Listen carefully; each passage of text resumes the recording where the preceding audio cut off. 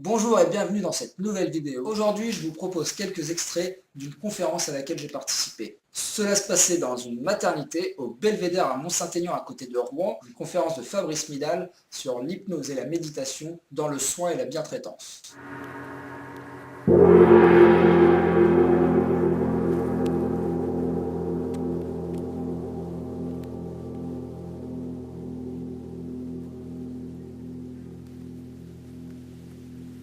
Pour ceux qui ne connaissent pas, Fabrice Midal, c'est un philosophe français qui s'intéresse grandement à la méditation. Et pour cause, il fonde par exemple en 2006 l'école occidentale de méditation qui s'inspire de la méditation bouddhique. Il est aussi l'auteur d'ouvrages qui ont un certain succès ces derniers temps, comme par exemple Foutez-vous la paix. Je vous propose donc ces deux courts extraits que j'ai pu filmer pendant la conférence. Je lui ai demandé avant si je pouvais filmer, il était d'accord.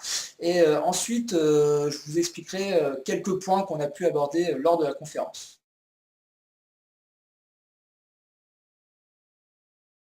Par exemple, quelqu'un est triste, angoissé, a des difficultés.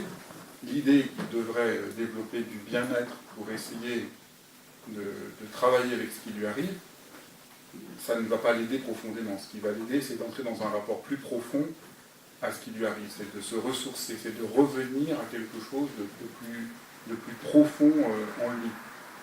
Il y a dans l'idée du bien-être, le bien-être c'est très bien de se faire masser, de prendre un bain chaud, mais pour ce qui est décisif dans une existence, c'est pas du côté du bien-être, c'est du côté de quelque chose qui est une manière de se réancrer dans sa propre humanité.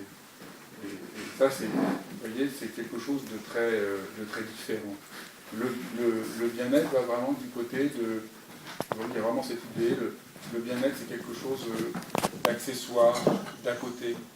Et la méditation ne vise pas à nous faire vivre une expérience agréable, la méditation vise à nous faire entrer dans la vérité de notre existence, de nous ramener au présent.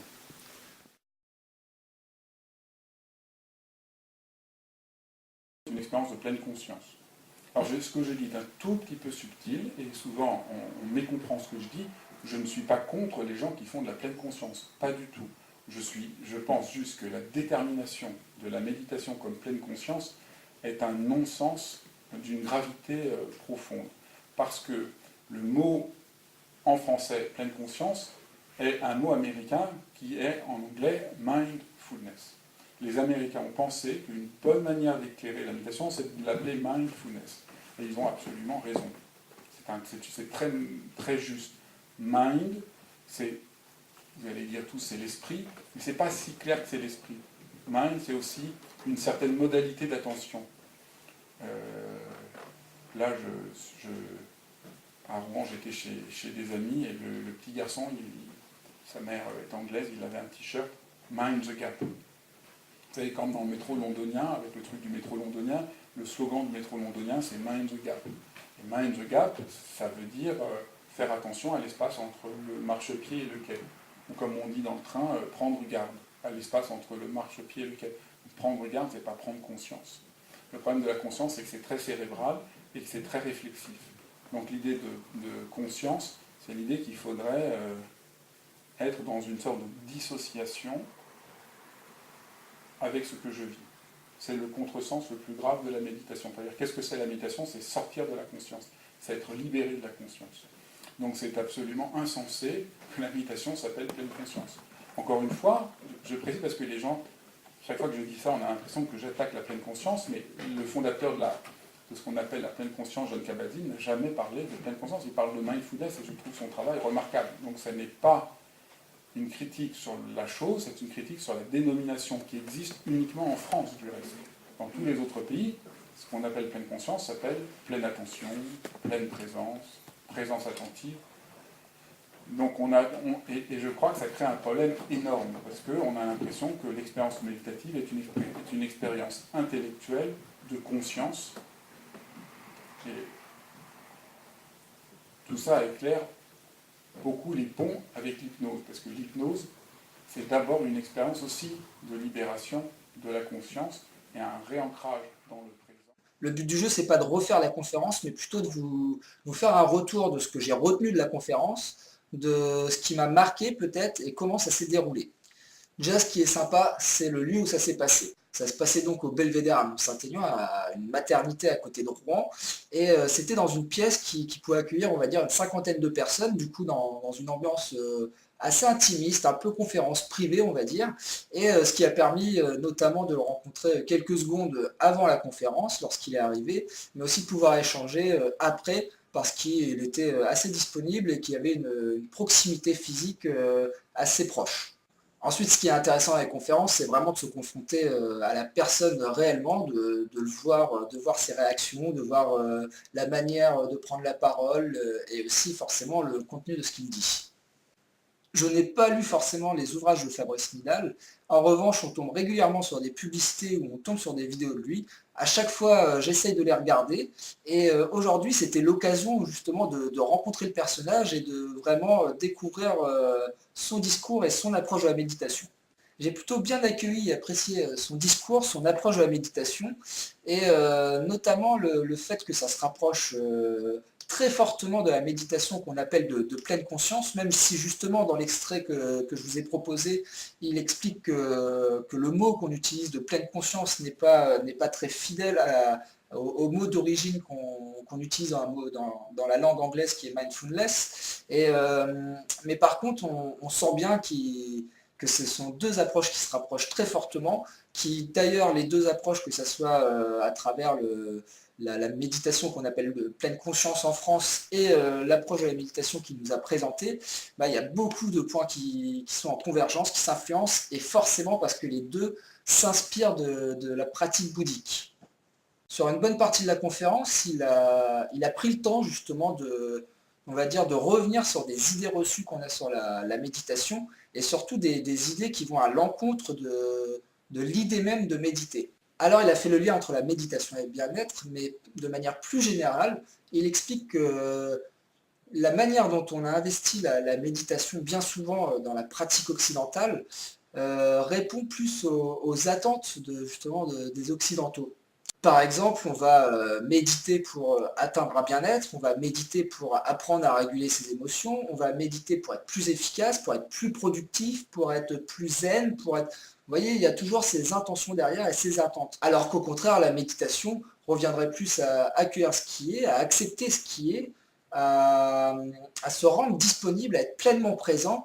Et justement, par rapport, et ça c'est déjà un truc que j'avais abordé sur le groupe, que le mot pleine conscience, moi aussi, me dérangeait un petit peu, et que j'aime bien justement ce mot de pleine présence, de présence attentive, qui correspond plus vraiment à la posture qu'on peut avoir dans la méditation, mais aussi dans la vie quotidienne, dans la vie de tous les jours. Il a pu aborder les points autour de la méditation et de l'hypnose, où souvent on peut opposer ces pratiques-là, alors que de plus en plus, lui, il a fréquenté M. Roustan, qui était une personne assez importante dans le milieu de l'hypnose. Et justement, le fait d'avoir côtoyé cette personne-là l'a rapproché, lui a permis de faire du lien, de créer des ponts justement entre l'hypnose et la méditation, qui en réalité ne s'opposent pas forcément. Par rapport à ce que je croyais, il n'a pas forcément développé de lien vraiment entre le soin, et la méditation et l'hypnose.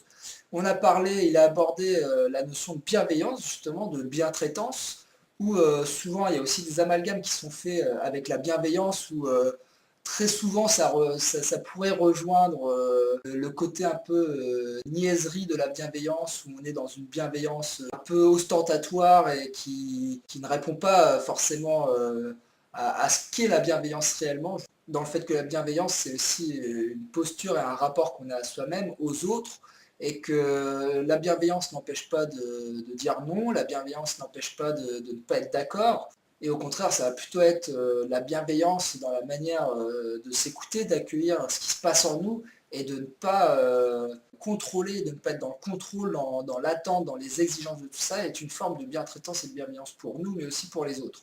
Il nous a proposé une expérience pendant la conférence qui a permis justement d'illustrer et de nous faire vivre les propos qu'il était en train de nous tenir. Il a donc proposé à une violoniste de nous jouer un morceau. La violoniste s'appelle Anna Goeckel, je vous mettrai les liens si vous voulez découvrir cet artiste. Et il s'est appuyé justement sur ça pour nous faire passer, nous faire vivre quelque chose. Suite à cela, il nous a proposé une méditation qu'on a fait tous ensemble, et ensuite il a redemandé à la violoniste de nous jouer le même morceau. L'idée de cette expérience était de voir la différence qu'il y avait entre la première écoute et la seconde écoute. La seconde écoute après une méditation justement, où on était plus amené à écouter avec le corps et pas seulement juste avec notre manière attentive d'écouter juste par l'oreille. Sur le retour d'expérience et le ressenti de la plupart des personnes, il s'est avéré que la deuxième écoute était plus harmonieuse, on entendait les sons différemment, on entendait les sons avec le corps, on était plus attentif aux vibrations, on n'était pas seulement sur une écoute principalement basée sur l'ouïe. Pour ma part, mes ressentis liés à cette expérience-là étaient un petit peu différents que les retours que le public a pu faire. En effet, la première écoute, je n'avais pas forcément d'attente, j'étais dans la découverte et j'étais dans l'accueil de ce qui allait se passer tout de suite et maintenant. Et j'étais pas forcément dans cette attention d'une écoute avec une oreille musicale ou quoi que ce soit, mais plutôt à accueillir ce qui était là et maintenant, un peu dans la même posture dans laquelle je suis quand je participe à des concerts méditatifs ou à des voyages sonores. Ce point-là permet justement de montrer qu'on a tous des ressentis différents et qu'on peut tous se mettre dans des postures différentes, avec des attentes différentes et des intentions différentes. Mais je trouvais ça plutôt intéressant comme expérience et j'en suis convaincu hein, que lorsqu'on a médité avant, qu'on a refocalisé notre attention de manière assez élargie sur notre corps, sur nos sensations, mais aussi sur les bruits extérieurs, sur la vue, sur toutes ces choses-là, lorsqu'on est dans un état de présence plus attentif, bah, on reçoit et on est plus disponible à ce qui va se passer. Et on n'est pas forcément sur des attentes et des intentions par rapport à l'action qui est en cours, d'être attentif à écouter attentivement et à être que là-dessus. Du coup, ça montre juste ça, qu'on est tous sur des postures différentes, des accueils différents de ce qui se passe et sur des ressentis différents, forcément, parce qu'on est tous différents et qu'on a tous une vie interne différente aussi. En tout cas, pour moi qui ne suis pas du milieu médical et du milieu de la santé, je suis travailleur social, éducateur. La conférence a quand même été intéressante parce qu'on a parlé, on s'est quand même beaucoup plus centré sur la méditation, l'hypnose, sur des postures autour de comment on aborde la bienveillance, comment on aborde tout ça, tout ce que je viens de vous dire avant.